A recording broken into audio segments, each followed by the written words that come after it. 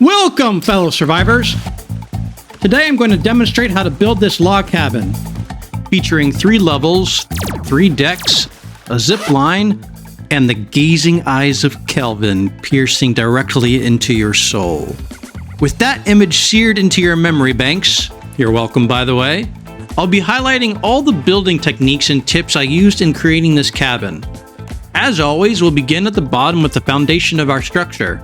Since the ground is uneven, we cannot simply place a floor directly on the ground, so we're going to create a series of struts to create a level foundation upon which we can place our floor. To do this, we will start with cutting full logs in half about the diameter and placing these half logs vertically on the ground. Where the ground begins to slope downward, it will require placing a quarter log on top of the half logs for a 3/4 length log. And for supports even lower in elevation, requires the use of full logs to maintain the same level of the top of the logs, which will be where our floor is positioned. After all the vertical logs are in position, we place the horizontal full logs on top, which will provide support for the flooring.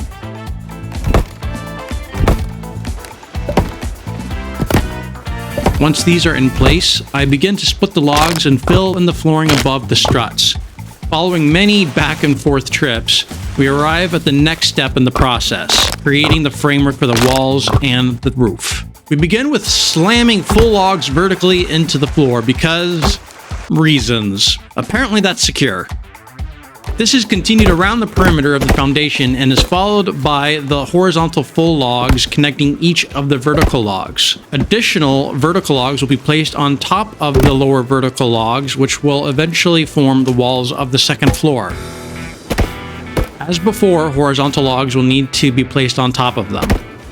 Several of the supports are temporary, which will be removed later on to create a more open space inside. For our entryway, we will construct a set of stairs by placing full logs sloped against the struts and filling in the middle section with planks of wood.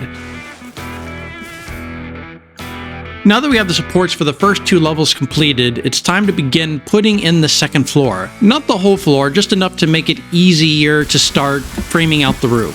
To create the roof, we'll need vertical and horizontal logs to form the support of our pitched roof on top. Some of these supports will be removed later after we add some bracing. The logs are angled on either end to create the sloped roof effect, while the middle of the roof we're going to just use horizontal logs. You could angle those as well, but I want the ability to walk on top of the roof. With the skeleton of our roof now created, it is time to fill in the gaps. It is quite a bit tedious going back and forth carrying the logs from the holders to the very top, but the shortcut I made out front speeds up the process. Now remember when I said we would make things a bit roomier inside by removing some of the supports? This is done by creating struts, which require half logs to be positioned between a horizontal and vertical log by aiming at the corner and placing the log when you see the curved white dashed arrow. If you do this on either side of the strut, you can safely remove all the supporting logs in between. This is how you can create wide open interior spaces. Do this for all the supports you wish to remove on the inside.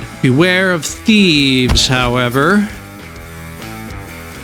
I take it away from you. Oh, really? Come on! Next, we are going to start filling in the gaps between the vertical supports to form our walls. And once we have those in place in front of our cabin, we can remove 5 chunks from the stacked logs to create an opening for our door. Then we simply place the aforementioned door in the opening.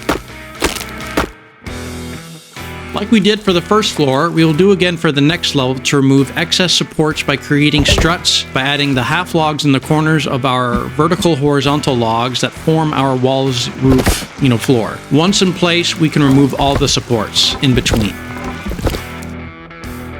Now the next step of our build is the most tedious. We need to fill in all the horizontal logs to finish our walls. So, here we go. She goes her own way, like they don't give a damn girl.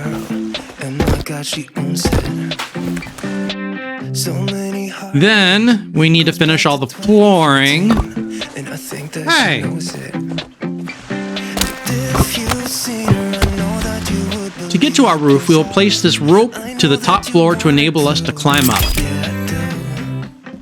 I'm not going to dive too much into decorations in this video, but I will highlight some interior lighting options. First, the skull lamp. It does use a rope, but looks wicked cool. However, if you're short on ropes, a more suitable option, especially for the early game, is to simply make a wall torch, which uses a stick and cloth. It provides infinite light and gives off a decent amount of illumination. Now we're going to start on our decks. For these we'll use the same techniques used to create the main structure of the cabin. We'll start with struts forming the foundation, then place the flooring and vertical horizontal logs to support the flooring for the upper deck. To reach the upper deck, we'll add a couple ropes on the outside here so we can climb up from the outside. Out on top of the upper deck, we will position some quarter logs to form the pillars of a railing and then place the full logs on top to connect them.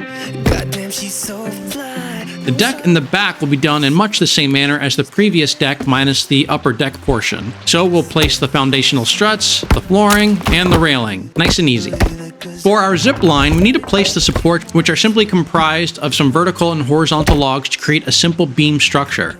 Also put some flooring to make the zip line more accessible. Think she knows that she drives him crazy when she's looking. Next, we will use the rope gun and aim at our beam and harpoon it. Then trek to the location we want the other end of our zip line and do the same. Be careful where you put your zip line, however, as you will hit any obstacles in your way. Ouch! Now, in case you're wondering, the purpose of this zip line is to make a faster route to the bunker housing the 3D printer, so upon logging in, we can simply rate it and print whatever we like. Nice and convenient. Last but not least is the side room with the sloped roof that will go all the way down to the foundation. As we have done many times now, we create the struts forming the foundation. To create our sloped roof, we need to place a series of vertical and horizontal supports, some of which can be removed later using the struts technique.